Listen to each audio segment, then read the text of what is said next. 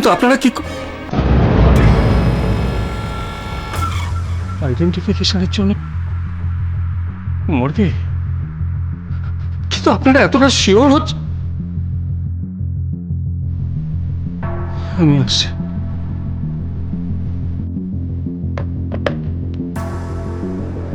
দেবাদা, দেবাদা কি বললো? শুনতে সব। এবার কি হবে? হ্যাঁ? না না, পরের কিছু হয়নি। দেবাদা, পরের কিছু হতেই পারে না। চলো তো, তুমি তুমি তুমি একটু শান্ত হয়ে বসবে। চলো, কিচ্ছু হয়নি পরি। আমি বলছি তো, বটেই তো, পরের কিছু হতেই পারে না। পুলিশ তো বোকা না, সেই জন্য একটা অন্য ডেড বডির খবর এই বাড়িতে ফোন করে জানা। চুপ। আমি বলি কি দেবাদা, আমি না জানতাম আগে থেকে এরকম একটা কিছু হতে চলেছে। একটা কথা বলবে না তুমি? বেরিয়ে যাও, বেরিয়ে যাও এখান থেকে। আমাকে চুপ করালে সত্যিটা ঢাকা থাকবে। একটু পরেই তো সবাই সবকিছু জানতে পারবে, তখন যে কি হবে। রুমি, রুমি, ওকে চলে যেতে বল, ওকে চলে যেতে বল এখান থেকে। আরে আপনাদের সঙ্গে এখানে দাঁড়িয়ে বাজে বকার আমারও কোনো ইচ্ছা নেই। পরিমা মারা গেছে? হ্যাঁ গোপাল সোনা, তোমার পরিমা মরে গেছে। ওই যে পুলিশ এক্ষুনি ফোন করেছিল, ফোন করে সেই খবরটাই দিল। তুমি শোনোনি? না, পরিমা মারা যায়নি। না, পরিমা মরে গেছে সোনা। তোমার পরিমা না মরে গেছে, বুঝতে পেরেছো? মা! বান্টি, বান্টি, আই বান্টি, বান্টি, বান্টি, বান্টি, কথা বল, কথা বল বান্টি, কি হয়েছে বান্টি? বান্টি, কথা বল বান্টি, বান্টি, কথা বল বান্টি, বান্টি, আই বান্টি। বান্টি। হ্যাঁ আকাশ, হ্যাঁ তুই অনেকবার ফোন করেছিস কিন্তু আমি ধরতে পারিনি। হ্যাঁ হ্যাঁ, শরীরটা একটু খারাপ। না না না, চিন্তার কিছু নেই, সেরকম কিছু না। হ্যাঁ, শরীর খারাপ পেছনে আজ অফিস যাওয়া হলো না। না, বাড়িতেও একটা ব্যক্তিগত কাজ রয়েছে। হ্যাঁ অবশ্যই কালকে যাব। আরে তোকে সবগুলো কাজগুলো বুঝিয়ে দিতে হবে না? হ্যাঁ হ্যাঁ যাবো নিশ্চয়। হ্যাঁ রে, হ্যাঁ, বাই বাই।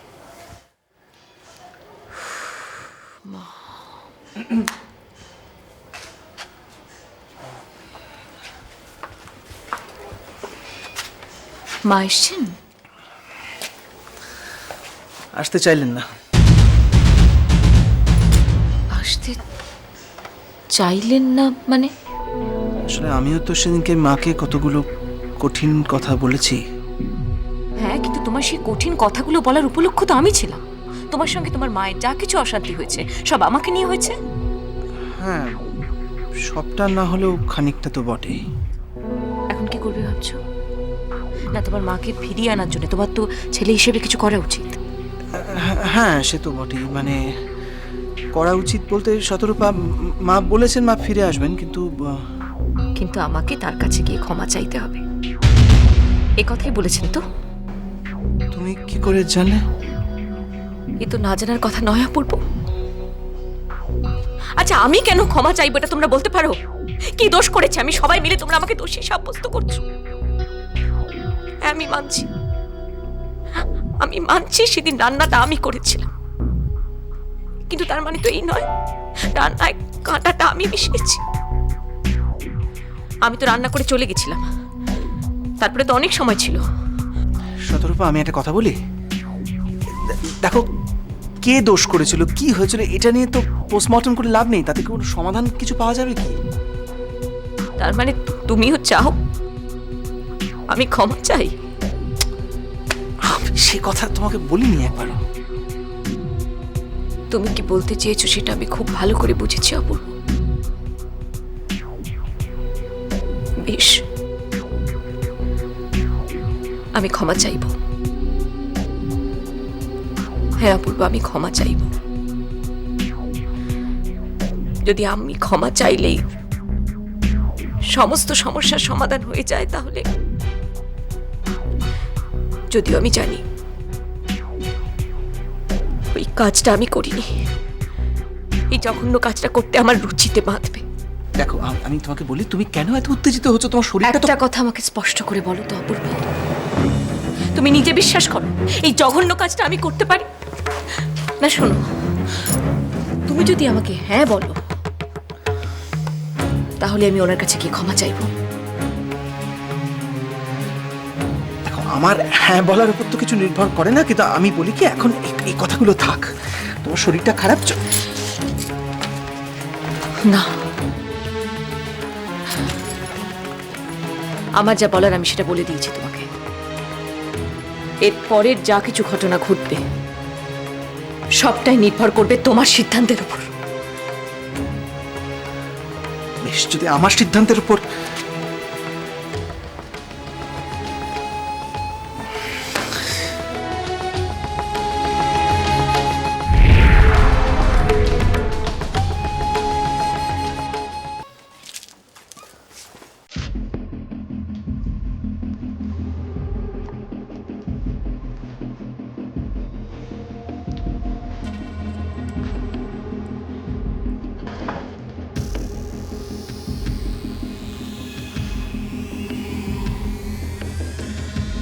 তুমি নিজে বিশ্বাস করো এই জঘন্য কাজটা আমি করতে পারি না? শোনো, তুমি যদি আমাকে হ্যাঁ বলো,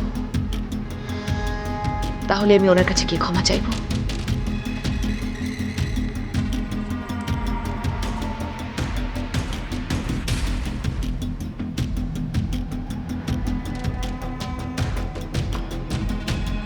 অপূর্বদা যা।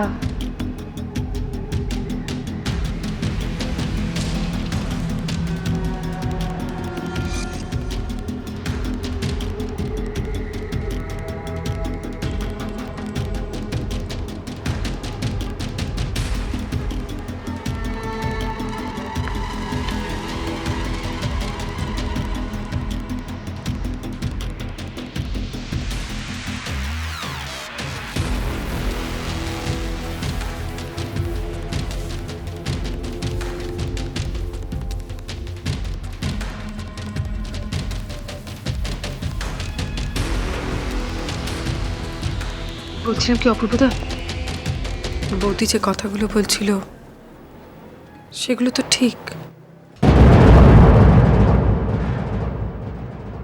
তুমি শুনেছ? নতুন বৌদি যখন রান্না করছিলেন আমি তো পাশেই ছিলাম, কিন্তু তখন তো মাছের কাঁটা ছিল না। কি বলছো কি তুমি? তুমি ঠিক বলছো? মাই গড, শতরূপা তো আমাকে ঠিক বারবার এই কথাটাই বোঝাতে চাইছিল যে আর তুমি বৌদিকে সন্দেহ করেছো, তাই তো? হ্যাঁ, কিন্তু কিন্তু আমি জানি। কি জানো ঝর্ণা, বলো কি জানো তুমি? আমি কিন্তু না জেনে একটা খুব বড় অন্যায় করে ফেলেছি। বলো প্লিজ। না না, মানে আমি আমি না। ঝর্ণা প্লিজ স্পিক আউট। আমি কিছু বলতে পারবো না অপূর্বদা, প্লিজ। আমি কিছু বলতে ঝর্ণা, পারবো না। আমার কথাটা একটু শোনো। তুমি একটু আগে আমাকে বললে যে তুমি সেখানে ছিলে যখন রান্নাটা হচ্ছিল, তখন তুমি শতরূপার পাশে ছিলে, তখন পর্যন্ত এভরিথিং ওয়াজ ফাইন। তো ও বেরিয়ে যাবার পর কি ঘটলো তাহলে? কি বলো প্লিজ। জানি না, আমি কিছু জানি না অপূর্বদা। আমি খুব খারাপ মেয়ে, খুব খারাপ। এসব কথা কেন?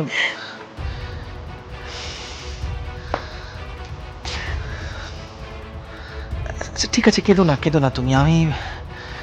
আমি তোমাকে আর কোনো কথা জিজ্ঞাসা করবো না। আমি বুঝতে পারছি তোমার নিশ্চয়ই কোনো সমস্যা আছে। থাক থাক। তাহলে মাসিকে আনার কি হবে? জানি না ঝর্ণা, জানি না। মা তো ওখানে জেদ করে বসে আছে, আমি বুঝতেই পারছি না কি করব। সকলের জেদাজেদিতে দড়ি টানাটানিতে আর ভয় করছে আমার সংসারটাই না ভেঙে দুটুকরো হয়ে যায়।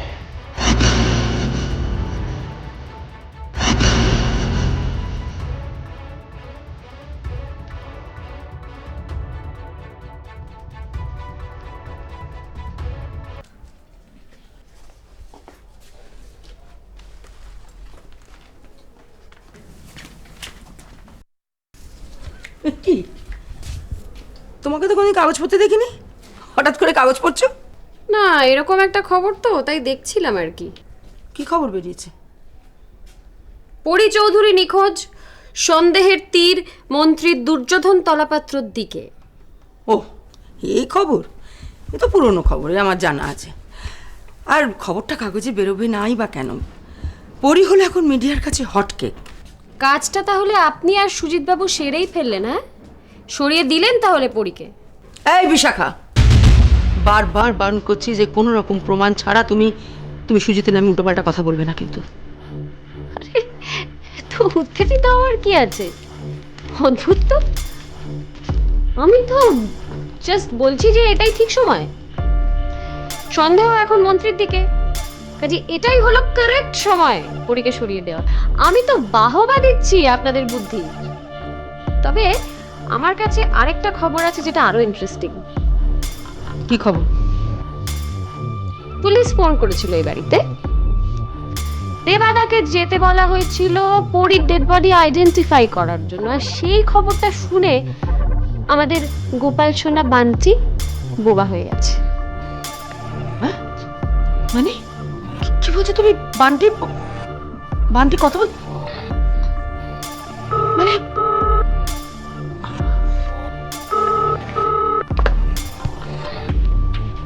হ্যালো, আমি রঞ্জিত চৌধুরী বলছি, দেবাদিত্যকে দেবেন।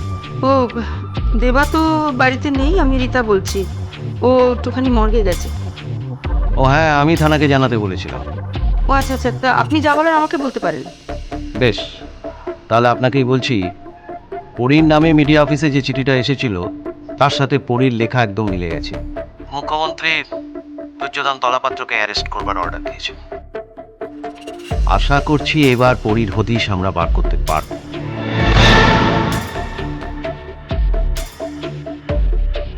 ওকে এই কথাগুলো বলে দেবেন আর বলবেন আমাকে একটা ফোন করতে। হ্যাঁ, রাখছি। হ্যাঁ হ্যাঁ হ্যাঁ,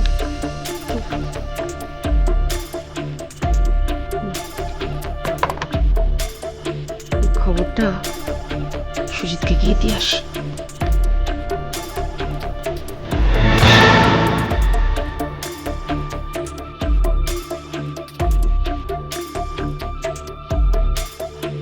এখন শুধু সুদীপ ফেরার অপেক্ষা। তারপরে পুরো জিনিসটা সুজিতবাবুর ঘরে চাপিয়ে দিতে পারলেই চৌধুরী বাড়ির দখল আমার।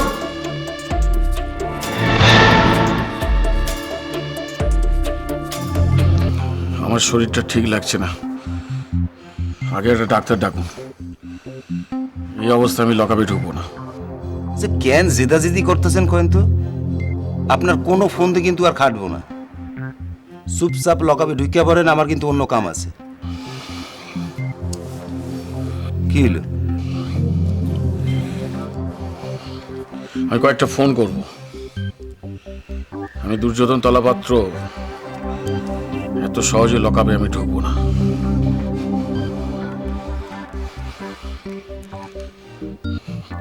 হ্যাঁ, হ্যালো,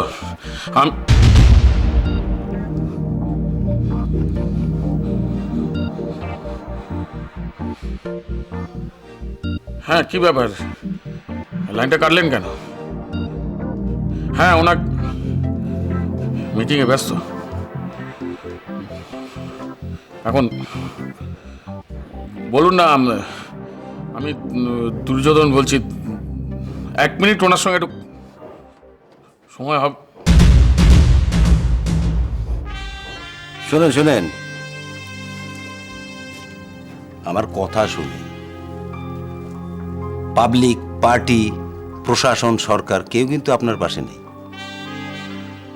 দেখেন, ওই লকআপের কয়েদিরা যদি এখন আপনার পাশে দাঁড়ায়, সইটা করেন, মোবাইল আর যা ওই ভ্যালুয়েবল জিনিসপত্র আছে সব এখানে জমা দেন। দেন ওই আংটিটা দেন।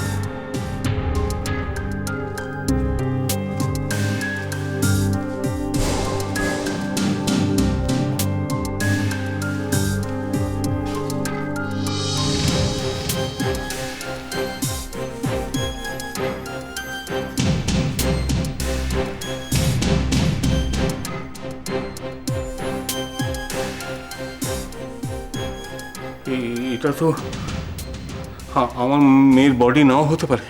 আবার হতেও পারে সাজেরা রেল লাইনে তাহলে পড়েছিল, কেউ শনাক্ত করতে পারেনি। ট্রেনে কাটা পড়েছিল? মাথাটা থেতলেছে, মুখটা চেনার উপায় নেই। অলরেডি দু একজন দেখেছে, শনাক্ত করতে পারেনি।